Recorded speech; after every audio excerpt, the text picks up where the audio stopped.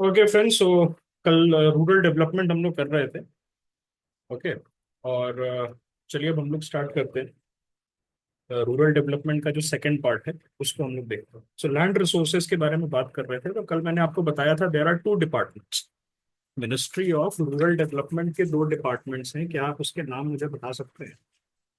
Can you tell me the names of the two department? एक तो department of land resources हो गया और एक है डिपार्टमेंट ऑफ रूरल डेवलपमेंट खुद। Okay, so ministry of rural development का अपना एक डिपार्टमेंट है और उसके साथ डिपार्टमेंट ऑफ लैंड रिसोर्सेज है। So there are two departments in total. Okay. So अब जो है हम लोग बात करेंगे functions of department of land resources क्या क्या करता है। सो ये एडमिनिस्टर करता है लैंड एक्विजिशन एक्ट को 1894। सो बहुत इंपॉर्टेंट है। एक्ट्स जो है आपको डायरेक्टली पूछे जाते हैं। उसके बाद right to fair compensation and transparency in land acquisition 2013 का एक्ट है, उसको ये देखता है। और matters relating to acquisition of land for the purpose of union and registration act 1908। और ये जो डिपार्टमेंट ऑफ लैंड रिसोर्सेज है इसके मैंडेट में दो एक्ट जो है डायरेक्टली आते हैं। कौन से हैं? एक है RFC TLARR। What is this RFC TLARR? This is the right to fair compensation and transparency in land acquisition rehabilitation and resettlement act. तो ये होता क्या है? आपको पता है कि जो राइट टू प्रॉपर्टी है वो पहले एक कॉन्स्टिट्यूशनल फंडामेंटल राइट हुआ करती थी। It use to be what? It use to be a fundamental right. उसके बाद राइट टू प्रॉपर्टी को डिलीट कर दिया गया फ्रॉम आर्टिकल 19। और आर्टिकल 19 से जब डिलीशन हुआ उसका, सो उसको कहाँ इंसर्ट किया गया? 300A में। उसके बाद ये जो है एक आपका एक लीगल राइट जो है उसमें तब्दील हो गया। सो लीगल राइट अब देखिए होता क्या है। The most solid right that I can tell you is the fundamental right. कोई अगर पार्ट 3 ऑफ द कॉन्स्टिट्यूशन में मेंशन्ड है बिटवीन आर्टिकल 12 to 35, तब वो सॉलिड है। उसको आप जो है कुछ नहीं कर सकते। उसको जो है आप स्क्रूटनी से जाना पड़ेगा अगर उसमें आप कोई भी चेंजेस करने हैं। सो बहुत क्लोज स्क्रूटनी होती है। You can directly approach the supreme court. उसके बाद आता है आपका constitutional right, those rights which are mentioned in the constitution. उसके बाद आता है आपका लीगल राइट या statutory rights. So these are the rights which are given to you by an act. Okay, by an act. Okay. और उसके बाद जो है आपका दूसरा राइट्स आ जाता है समथिंग विद एक नेचुरल राइट हो गया, या आप ऐसे कह सकते हो कि some right which you get as being a human, है ना, कहीं लिखा नहीं है। तो वैसे जो है इसका हायरार्की बनी हुई है हमारे इंडिया में। ओके। सो वोटिंग जो है that is a constitutional right. Okay, voting जो है that is a constitutional right. आपका आर्टिकल 326 में आपको जो है यूनिवर्सल एडल्ट फ्रेंचाइज दिया गया। देखिए बहुत जगह मैं देख रहा था, आई थिंक रेडिट पे पढ़ रहा था, तो वहां पर लोगों का कहना था कि आपको आरपीए के थ्रू मिलता है, रिप्रेजेंटेशंस ऑफ पीपल्स एक्ट जो है उसके थ्रू मिलता है। Yes, it is a PYQ। तो उसमें क्या है, यूपीएससी के हिसाब से कॉन्स्टिट्यूशनल है according to the UPSC answer key. It is constitutional and make sense. Article 326 gives you the universal adult franchise. ठीक है, तो इस चीज को याद रखिएगा। अब आगे बात करते हैं। सो ये जो राइट, जो प्रॉपर्टी का राइट है, जो प्रॉपर्टी का राइट है वो अब लीगल राइट बन चुका है। तो ऑब्वियसली एक स्टैट्यूटरी एक्ट आपको पास करना है कि जो राइट टू प्रॉपर्टी है एंड फेयर कॉम्पनसेशन। अब इसमें है हो क्या रहा है? फेयर कॉम्पनसेशन का मतलब क्या है? Is this not enforcing the right of the government to take over your land? अगर इस राइट में हम फेयर कॉम्पनसेशन की बात कर रहे हैं और हम land acquisition rehabilitation and resettlement की बात कर रहे हैं, सो क्या इनडायरेक्टली ये नहीं कह रहा कि the government has the right to take over your land? Okay, so it is telling you that. अब ये जो है आपने पूरा सागा आपको पता है कैसे नेहरू जी जो है he wanted to abolish the zamindari system and he wanted to do land redistribution. उसके बाद the zamindari lobby they started to flood the supreme court. तो उन्होंने क्या किया? उन्होंने जो है फर्स्ट कॉन्स्टिट्यूशनल अमेंडमेंट एक्ट से क्या डाला? नाइन्थ शेड्यूल डाला, है ना? क्या डाला? नाइन्थ शेड्यूल डाला। और जो नाइन्थ शेड्यूल है वो क्या कर रहा है? नाइन्थ शेड्यूल जो है that is basically protecting any law, okay, from scrutiny of the court. Alright, obviously उसके बाद वामन राव केस और जो आईआर सीलो केस है उसमें बोल दिया गया बेसिक स्ट्रक्चर की चीजें हैं, तो आप उसको नहीं डाल सकते हैं, उसका जो फैंग है जिसको हम कहते हैं उसको हटा दिया गया। अब यहां पर क्या होता है, आप समझिए, समझने की कोशिश कीजिए कि सरकार को राइट है कि वो आपका लैंड ले सकती for development purpose, for public interest. You have a right to property, that is your legal right of course. 2021 के प्रीलिम्स में आया था क्वेश्चन ये, that is your legal right and it is available to only citizen. Is it true और false? Is it true or false? The answer is false. It is available to everybody. Whosoever has purchased the land, whosoever is the owner of land in India, he has the right to that property. Okay. Doesn't matter if he's an Indian or a foreign citizen. अब जो है हम इस case में देखेंगे, और ये अच्छी भी बात है क्योंकि article 19 is available to only Indian citizen, ये चीज आपको पता है। सो आर्टिकल 19 में जब राइट टू प्रॉपर्टी था, तो हम ये कह सकते हैं कि that right was only available to the Indians. अब जो है राइट टू प्रॉपर्टी है, that is now wider in scope because it also includes the right of property of people who are not Indians but have purchase property in India, obviously. Okay, अब इसमें क्या है कि ये बोल रहा है रिहैबिलिटेशन, रीसेटलमेंट और जो लैंड एक्विजिशन हो रहा है उसको हम ट्रांसपेरेंटली करेंगे, और जिनका भी हम लैंड एक्वायर कर रहे हैं उनको हम अच्छे से रिहैबिलिटेट और रीसेटल कराएंगे। इसमें प्रॉब्लम्स काफी आ रही थी रिहैबिलिटेशन एंड रीसेटलमेंट की। अगर मैं बात करूंगा तो सबसे ज्यादा प्रॉब्लम हाईवे बनाने में नहीं आती, किस में आती है? सबसे ज्यादा प्रॉब्लम डैम्स बनाने में आती है। क्योंकि डैम से क्या होता है, जब आप डैम्स बनाते हैं तो बहुत एक मेजर पोर्शन पानी के नीचे आ जाता है, और उसके चलते your thousands of people they go broke. Okay, तो ये जो चीज है, ये जो चीज है, this is something that has to be seen. इसीलिए 2013 में ये एक्ट बनाया गया था कि फेयर कॉम्पनसेशन होना चाहिए। अब देखिए हो क्या रहा है यहां पर, फेयर कॉम्पनसेशन का मतलब क्या मार्केट रेट है? Whatever is the market rate? The answer is no, market rate नहीं है, मार्केट रेट से ऊपर देना। अब इसके पीछे का रीजन क्या है वो आप समझिए। अगर मेरे पास एक जमीन है, उसका वैल्यू अभी 1 करोड़ है, और सरकार मुझसे खरीदना चाहती है, मुझसे खरीदना चाहती है वो, क्योंकि उसको यहां पर कोई प्रोजेक्ट बनाना है ऑफ पब्लिक इंटरेस्ट, लेकिन I am not willing to sell. मैं हो सकता है उसको एज अ वो देख रहा हूं, एज अ लेट अस से एज एन एसेट देख रहा हूं which I want to pass to my kids. So in this case what is going to happen is that I will be getting a compensation which is greater than the market rate, because market rate पे तो आप मेरी जमीन ले रहे हैं, plus you have to factor in the unwillingness to sell. Obviously the government is also having the right of taking my land for public interest and for national projects, but at the same time I also have a right to fair compensation, and that fair compensation is more than the market rate। अब इसमें क्या है कि court has enforced, yes very good, urban area में 2 से 3x जो है आपको देना होगा। 1 करोड़ की जमीन है, 2 से 3 करोड़ रुपए आपको देना होगा। अगर आप रूरल एरिया में है तो it should be 4 times. Okay, 20 lakh की जमीन है तो सरकार को 80 लाख रुपए जो है बैंक में डिपॉजिट करना। ठीक है,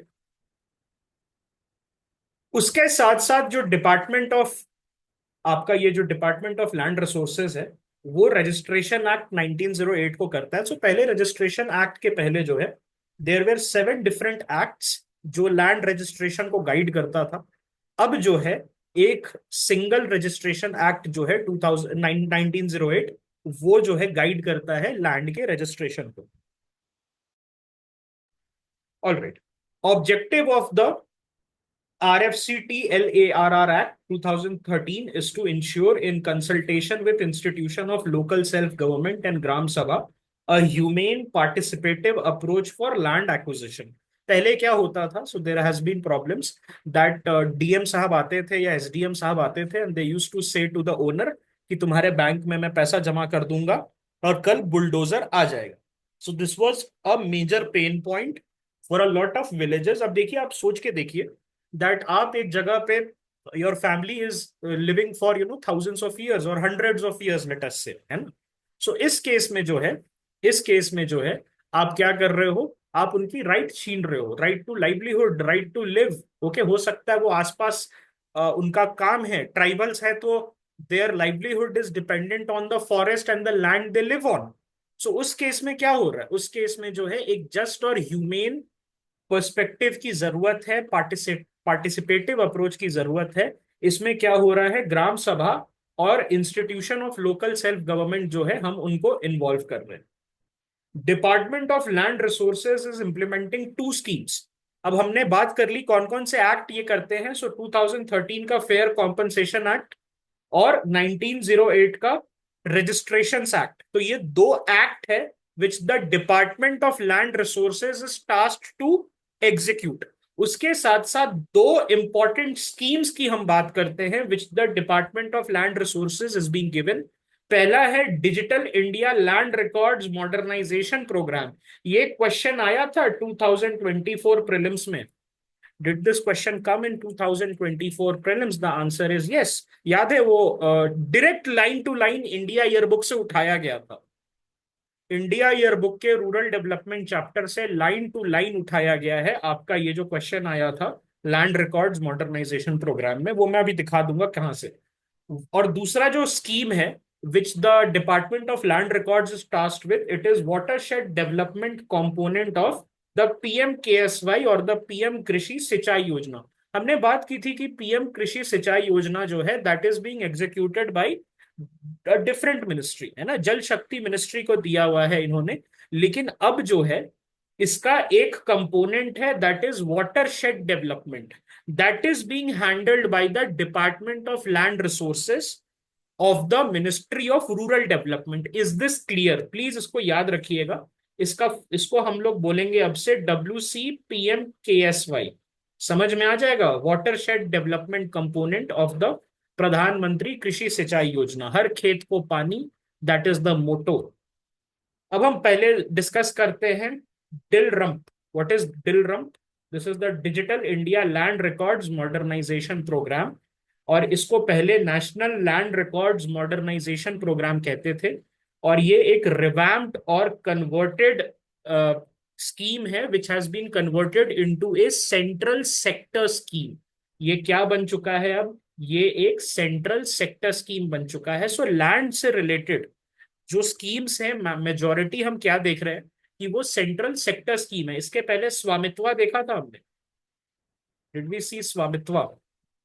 सो उस केस में भी जो है हम कह रहे थे कि ओके स्वामित्व is also something that the government, okay the government is, yes, government is basically giving you the backing. All right, states can do over and above 100% नहीं, that was different।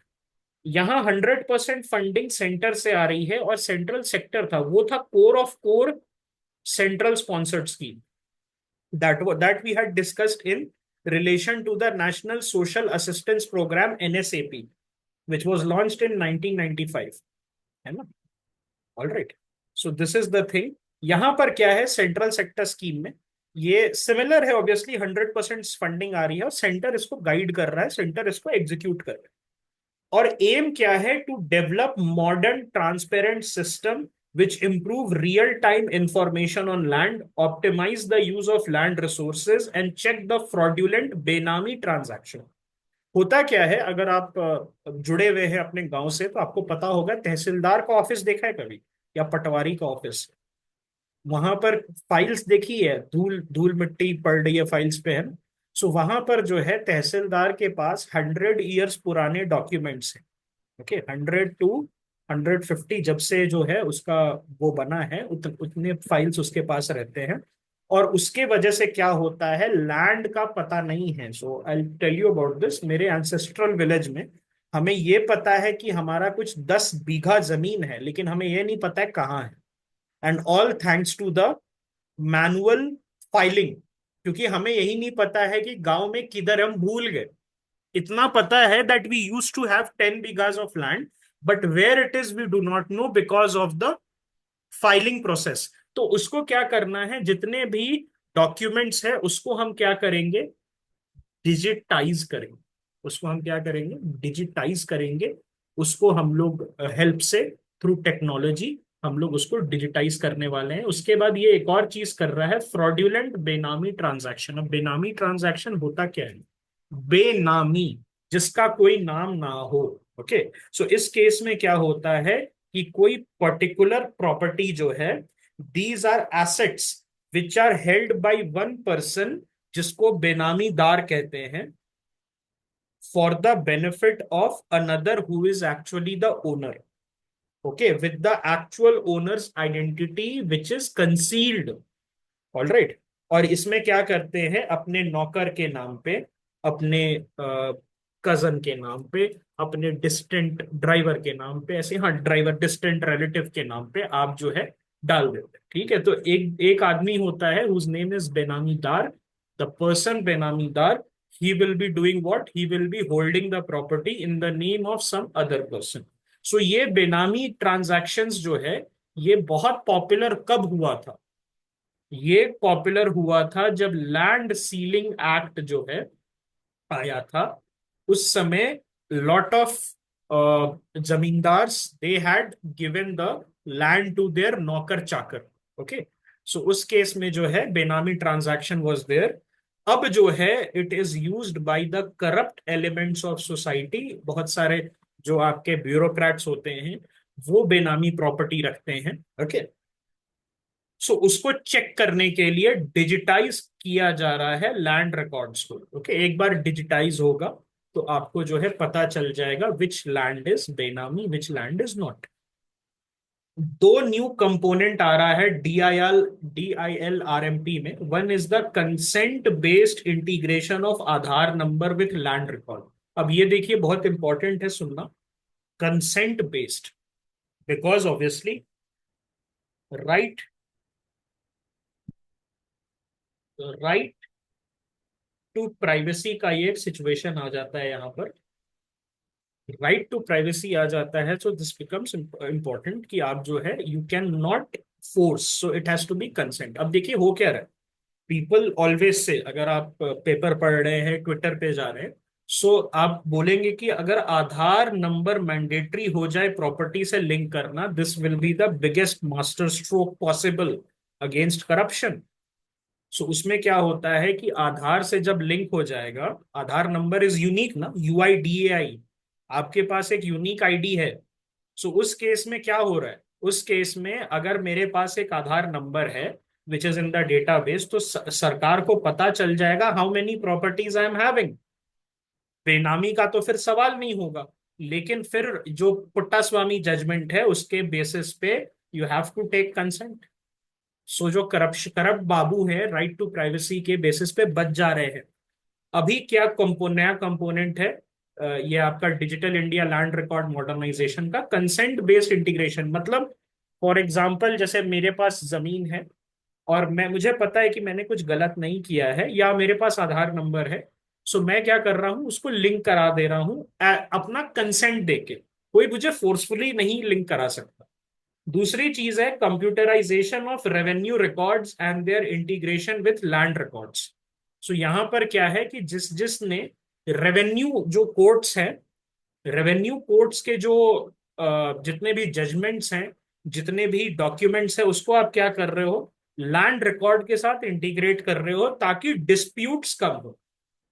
क्या हो, डिस्प्यूट्स कम हो। देखिए, एक चीज आपको पता रहनी चाहिए, that one reason why Bihar like states, Bihar और उसके जो एडजॉइनिंग स्टेट्स हैं, वो इतने गरीब क्यों हैं, वहां मैन्युफैक्चरिंग इतनी डिफिकल्ट क्यों है?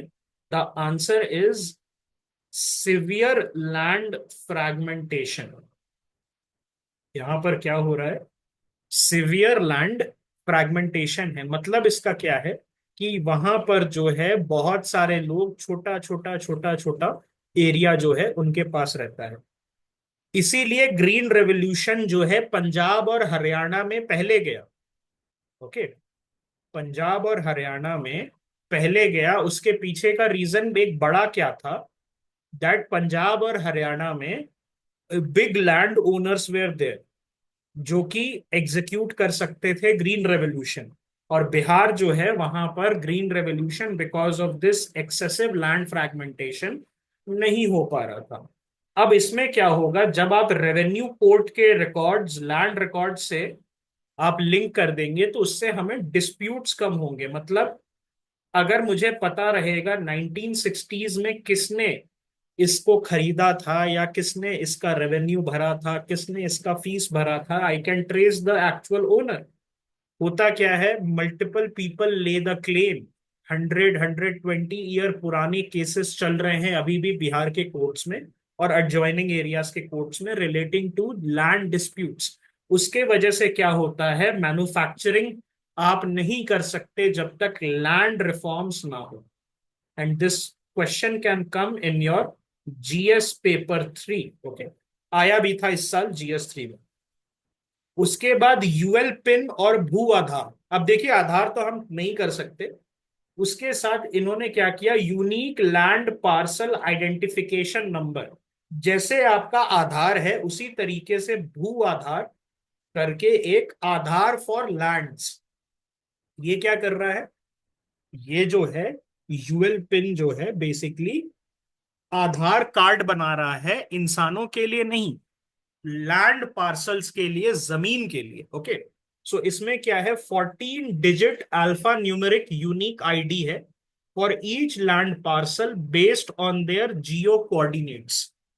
सो इसके थ्रू हम क्या कर सकते हैं, लैंड की ट्रेसिंग कर सकते हैं, लैंड को उसके ओनर से लिंक कर सकते हैं।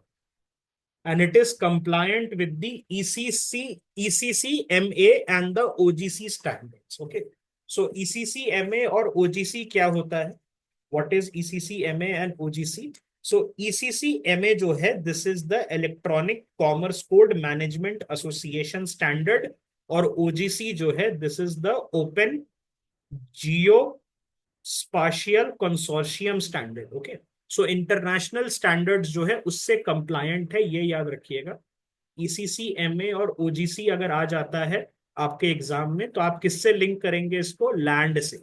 This is related to land. Okay, OGC जो है आपका, so this is basically what, this is basically open geospatial consortium, open geospatial consortium standard. Okay, so ECC, MA and OGC standard, ये याद रखिएगा। इसके पहले याद था हमने एक और चीज पढ़ी थी, इसके पहले हमने एक और चीज पढ़ी थी रिलेटिंग टू वो जो मैंने आपको बताया था कैसे लैंड को आप जो है ऊपर से देख सकते हैं, है ना। एक था आई थिंक ऑर्थो समथिंग था, ऑर्थो से रिलेटेड था, क्या था वो, ऑर्थो रेक्टिफाइड इमेज, याद आया, ortho rectified, ORF, ortho rectified image. Yes, currently, एक minute, alright, okay, is there any question, let me just check this. Okay, देखिए ईसीसी, एमए जो है आपका, that is the electronic commerce code management association. ECCMA क्या है, electronic commerce code management association. Notes के last में मैं इसका फुल फॉर्म दे दूंगा। यस, DEMNORI था, यस, वेरी गुड। सो ईसीसीएमए और ओजीसी स्टैंडर्ड जो है उससे कंप्लायंट है आपका क्या, भू आधार, जो Aadhaar card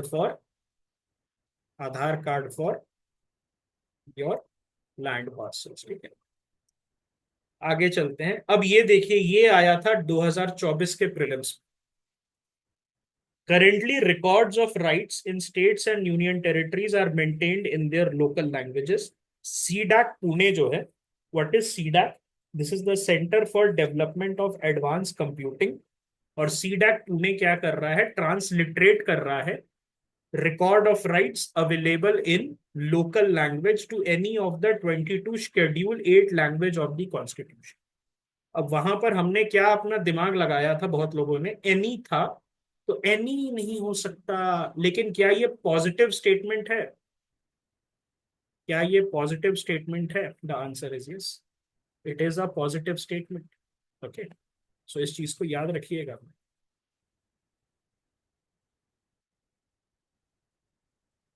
watershed development component of the PMKSY। So हमने एक पढ़ा digital India land records modernisation programme, उसमें हमने भू आधार और डिफरेंट चीजें पढ़ी।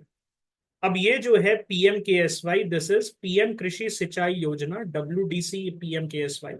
सो as per latest statistics, area of degraded land कितना है कंट्री में, 96.4 million hectares. Services accounting code 2016 के अकॉर्डिंग।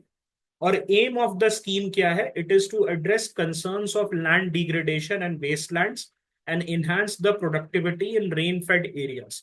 सो देखिए यहां पर हो क्या रहा है, आप वाटर शेड को डेवलप कर रहे हैं, सॉइल इरोजन कम करना है आपको, जहां पर वेस्ट लैंड बन रहा है उसको रिवाइव करना है, और जहां पर नॉर्मल लैंड है उसका जो प्रोडक्टिविटी है उसको आपको बेटर करना है, ठीक है। Since 2009 and 10, Department of Land Resources has been implementing the centrally sponsored scheme IWMP. What is IWMP? It is the Integrated Watershed Management Program. और 2015-16 में after the NDA government came, इनको क्या कर दिया गया, ये जो IWMP है that is the integrated watershed management program, इसको पीएम कृषि सिंचाई योजना में डाल दिया गया। पीएम कृषि सिंचाई योजना क्या सेम डिपार्टमेंट हैंडल कर रहा है? The answer is no. इसको मिनिस्ट्री ऑफ जल शक्ति जो है वो हैंडल कर रहा है, लेकिन इसका जो वाटर शेड डेवलपमेंट का कंपोनेंट है that is being handled by the department of land resources of the ministry of rural development. इसको याद रखें। दो फेज में है, तो पहला फेज 2022 तक चला था और दूसरा फेज जो है 2025-26 तक चलेगा। इसमें हॉर्टिकल्चर क्रॉप का प्रमोशन। सो हॉर्टिकल्चर क्रॉप को क्यों प्रमोट कर रहे हैं? For doubling the farmers income. For doing what? For doubling the farmers income, reducing the soil erosion, recycling of oxygen, carbon sequestration, ridge area and drainage line treatment. आप क्या कर रहे हो? आप जो है वाटर शेड को डेवलप कर रहे हो, तो उसके लिए ये सारी चीजें इसमें हो रही। अब हम बात करते हैं पंचायती राज के बारे में। So through the 73rd amendment act, हमने बात की थी 73rd और 74th से लोकल गवर्नेंस में रेवोल्यूशन आया।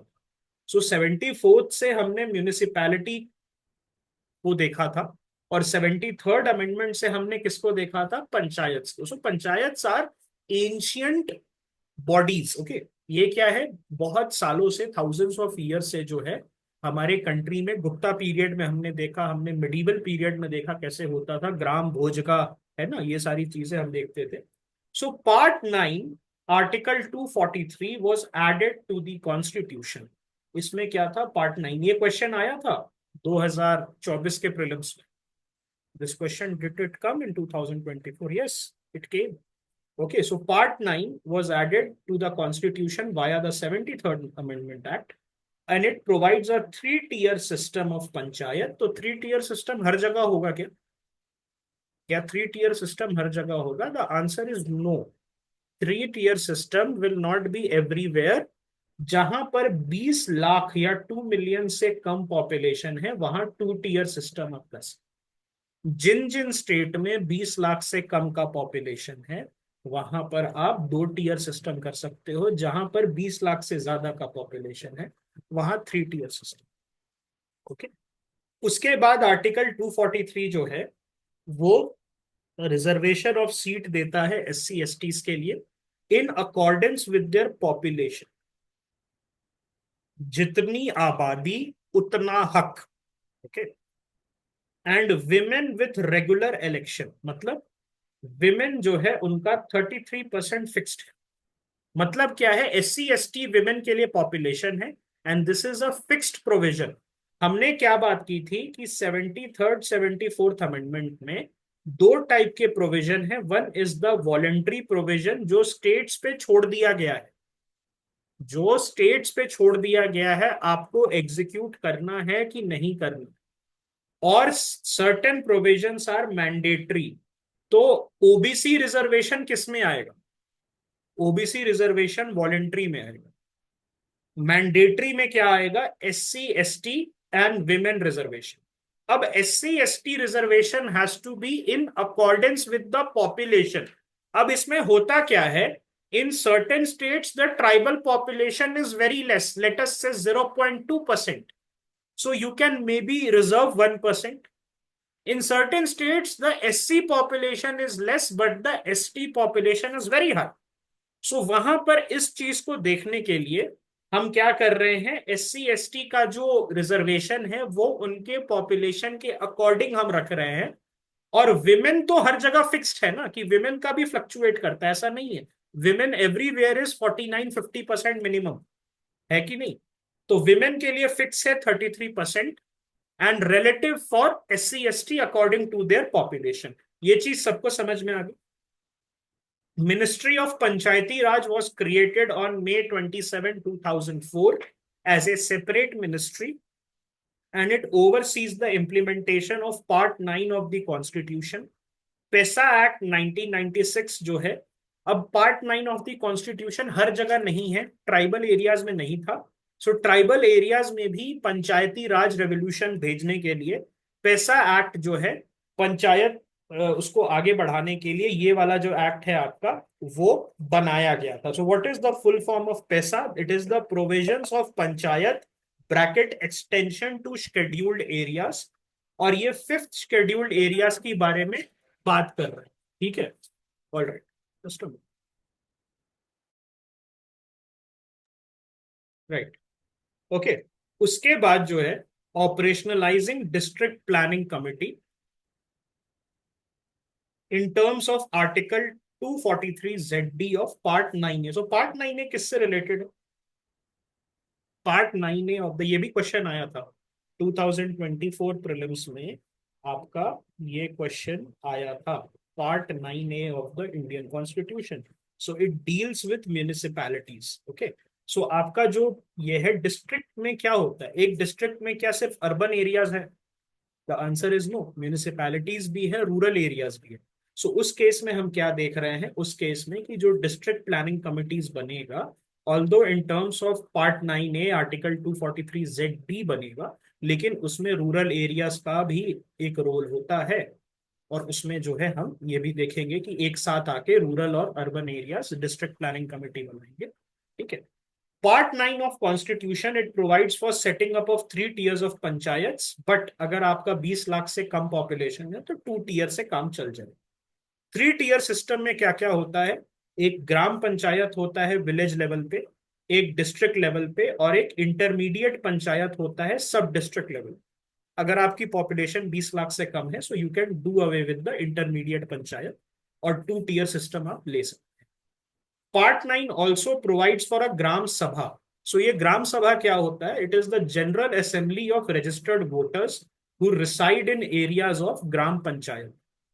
ओके, और इससे क्या होता है, ये ग्राम पंचायत डिसीजन मेकिंग में entire village gets the, yes, included. इसमें अगर मुझे इलेक्शन लड़ना है तो क्या एज होनी चाहिए? 21। For MLA MP it should be 25, and for Rajya Sabha MP it should be 30। Okay, voting 18 का, ये याद रखिए। फिक्स्ड 5 year टर्म है according to the 73rd amendment act, और सीट्स रिजर्व होनी चाहिए SC ST वुमेन के लिए। Constitution stipulates direct elections of all members of panchayat, and mandated to establish a state election commission for conducting panchayat election and a state finance commission। अब state finance commission जो है, governor साहब हर 5 साल में बनाएंगे। और ये गवर्नर साहब क्यों बनाएंगे? ताकि जो पैसा फाइनेंस कमीशन ने डिवॉल्व करवाया है from the centre to the state, अब स्टेट के पास पैसा पहुंच गया, तो फिर स्टेट फाइनेंस कमीशन स्टेट से लोकल लेवल पे डिवॉल्व करवाएगी। आपका जो सेंट्रल फाइनेंस कमीशन है, सेंटर से स्टेट के तरफ पैसा भेजेगा, ऑब्वियसली रेकमेंड करेगा, उसके पास एग्जीक्यूटिव पावर नहीं है। और ये जो लोकल बॉडीज को पैसा कैसे मिलेगा स्टेट से? Through the state finance commission. तो स्टेट इलेक्शन कमीशन दो ऐसे अथॉरिटीज है, कॉन्स्टिट्यूशनल अथॉरिटीज आप कह सकते हो, स्टेट इलेक्शन कमीशन और स्टेट फाइनेंस कमीशन, जिनका कॉन्स्टिट्यूशन जो है मैंडेटरी हो गया है after the 73rd amendment. Okay, as per article 243M some areas are exempt. कौन कौन से एरियाज है? States of Nagaland, Meghalaya, Mizoram, tribal areas in Assam, Meghalaya, Tripura and Mizoram. So AMTM याद है? Six schedule areas, yes. Hill areas in Manipur जहां पर पहले से डिस्ट्रिक्ट काउंसिल एग्जिस्ट करते हैं, और district level panchayat in the hill areas of Darjeeling West Bengal. So यहां पर क्या हो रहा है, इन दीज एरियाज आपका जो है पंचायती राज एक्ट या 73rd अमेंडमेंट एक्ट नहीं चलेगा। ओके, ये 243M में दिया हुआ है। Nagaland, Meghalaya, Mizoram, Assam, Meghalaya, Tripura, Mizoram, hill areas of Manipur जहां पहले से डिस्ट्रिक्ट काउंसिल्स एग्जिस्ट करता है, और district level panchayat in hill areas of Darjeeling West Bengal. Okay, so यहां पर जो है आपका नहीं काम करो। ठीक है, ऑल राइट। अगर मैं इसकी बात करूं तो इनका कोई स्कीम चल रहा है। यस, सो इनका स्कीम क्या चल रहा है, मिनिस्ट्री ऑफ पंचायती राज का दो सेंट्रली स्पॉन्सर्ड स्कीम चलाते हैं, 2 CSS चलाते हैं। नहीं, इसमें पहला क्या है, RGSA, दैट इज द राष्ट्रीय ग्राम स्वराज अभियान। ओके, और ये RGSA क्यों चलता है, ताकि पंचायती राज इंस्टीट्यूशन जिनको हम PRI कहते हैं वो स्ट्रेंथन हो पाए। ओके, वो क्या हो पाए, वो आपका स्ट्रेंथन हो पाए। और इसमें क्या होता है, वही चीज 60-40 स्प्लिट है, और नॉर्थ ईस्टर्न और हिली स्टेट्स को 90-10, और यूटीज को कितना, 100%। सेंट्रल गवर्नमेंट यूनियन टेरिटरीज को 100% पैसा देती है, स्टेट्स को 60%, और नॉर्थ ईस्ट और हिली स्टेट्स को 90%, ताकि राष्ट्रीय ग्राम स्वराज अभियान, जिसमें एस्पिरेशनल डिस्ट्रिक्ट्स को हम क्या करते हैं, उनका पंचायती राज इंस्टीट्यूशन स्ट्रेंथन करते हैं, और उसको जो है अंत्योदय मिशन के साथ उसको कन्वर्ज करते हैं। सेंट्रली स्पॉन्सर्ड है, जो आपका मिनिस्ट्री ऑफ पंचायती राज है, दो सेंट्रली स्पॉन्सर्ड स्कीम चला रहा है। ओके, उसमें जो है एक आपका राष्ट्रीय ग्राम स्वराज अभियान है। ओके, उसके बाद एक और आया है जिसको RRGSA कहते हैं। सो दिस इज द रिवैम्ड राष्ट्रीय ग्राम स्वराज अभियान। अभी तक क्या चल रहा था, राष्ट्रीय ग्राम स्वराज अभियान, अब है RRGSA, रिवैम्ड राष्ट्रीय ग्राम स्वराज अभियान। और इसको सारे स्टेट्स में डाल दिया गया है, इंक्लूडिंग दो स्टेट्स जहां पर पंचायत एग्जिस्ट नहीं करते हैं लेकिन रूरल लोकल गवर्नमेंट एग्जिस्ट करते हैं। ओके, ऑल राइट, सो इस चीज को आप समझिएगा। उसके बाद अब हम बात करते हैं एक इंपॉर्टेंट स्कीम की। इसको हमने पहले भी डिस्कस किया था लेकिन फिर डिस्कस कर लेते हैं। दिस इज स्वामित्व। इसका फुल फॉर्म क्या है, survey of villages and mapping with improvise technology in village area. और ये क्या है Svamitva, it is a central sector scheme, मतलब central government bears all the responsibility here. और यहां पर हम क्या करते हैं, यहां पर जो है इम्प्लीमेंट करते हैं सर्वे ऑफ इंडिया के साथ। याद है सर्वे ऑफ इंडिया का यूनिवर्सिटी किधर है, कोई आइडिया? सर्वे ऑफ इंडिया का यूनिवर्सिटी हैदराबाद में है। We had discuss about it, Hyderabad में इनकी यूनिवर्सिटी है। सो सर्वे ऑफ इंडिया के साथ हम क्या कर रहे हैं, हम स्वामित्व को एग्जीक्यूट कर रहे हैं। और इसमें हम क्या कर रहे हैं, एक हमारा सर्वे ऑफ इंडिया पार्टनर है, मिनिस्ट्री ऑफ पंचायती राज देख रहा है, और NICSI is the technology partner, जो टेक्नोलॉजी दे रहा है, ताकि हम क्या कर सके, हम जो है रिकॉर्ड ऑफ राइट्स जो है विलेजर्स का उसको डिजिटाइज कर सके। What is the full form of NICSI? This is national informatics centre services incorporated. Okay, और ये क्या करता है, ये लैंड बैंक्स वगैरह जो है बनाने में हेल्प करता है, रूरल एरियाज में जहां पर हाउस होल्ड ओनर्स का जो लैंड है उसको डिजिटाइज करने में हेल्प करता है, विलेज प्लानिंग में हेल्प करता है। क्योंकि जब डिजिटाइज होगा आपका लैंड, सो आप बेटर वे में विलेज प्लानिंग कर सकते हैं, और उसके थ्रू जो है लैंड बैंक्स वगैरह बन सकता है। तो ये स्वामित्व स्कीम जो है, this is helping in what, survey of villages and mapping with technology. Okay, alright, yes. मैंने आपको जैसे बताया था कि जो बिहार जैसे स्टेट्स हैं वहां पर ये बहुत प्रॉब्लमेटिक है लैंड फ्रैगमेंटेशन। सो बेसिकली आप स्वामित्व में क्या कर रहे हैं, जो रिकॉर्ड ऑफ राइट्स है उसको प्रोवाइड कर रहे हैं विलेजेस को। ओके, और ये कब लॉन्च हुआ था? ये national panchayati raj day which is on 24 April, okay, 2020, उस दिन ये जो है लॉन्च हुआ। ऑलराइट, उसके बाद जो है ये जो आपका मिनिस्ट्री ऑफ पंचायती राज है, ये मॉडल ग्राम पंचायत क्लस्टर्स बना रहा है। क्या बना रहा है? मॉडल ग्राम पंचायत क्लस्टर्स बना रहा है, और ये किसके थ्रू बना रहा है? National institute of national institute of rural development and Panchayati Raj, NIRDPP। और ये क्या कर रहा है? सस्टेनेबल डेवलपमेंट और जो क्वालिटी है ग्राम पंचायत का उसको बेटर करने के लिए ये क्लस्टर्स जो है बना रहा है। उसके साथ साथ it has also made a Panchayati development index, panchayat development index, जो बेसिकली मल्टी डोमेन और मल्टी सेक्टोरल इंडेक्स है। और एक पंचायत का प्रोग्रेस मॉनिटर करने के लिए इसको बनाया गया। कि क्या बनाया गया? पंचायत का प्रोग्रेस जो है उसको मॉनिटर करने के लिए बनाया गया। इसमें कौन कौन से इसके फैक्टर्स होते हैं? इसमें देखा जाता है कि एक पंचायत में हेल्थ कैसा है, इसमें देखा जाता है एजुकेशन कैसा है, ओके, और इसमें क्या देखा जाता है? इसमें देखा जाता है कि इन्वायरमेंट सस्टेनेबिलिटी कैसी है आपकी विलेज की। उसमें देखा जाता है आपके विलेजेस के सोशियो इकोनॉमिक इंडिकेटर्स कैसे हैं। ऑलराइट, और ये सारे जो है इंडेक्स क्या करता है? ये आपको हेल्प करता है गेज करने में आप कितने पानी में हैं as a panchayat. Okay, alright, उसके साथ साथ जो है बहुत सारे आईसीटी जो कंप्यूटराइज्ड इनिशिएटिव्स हैं, सो उसके अंदर में इन्होंने GPDP मॉडल डाला है। सो this is the gram panchayat development plan, और इसमें जो है वेरियस आईसीटी टूल्स जो है उसको हम लोग यूज कर रहे हैं।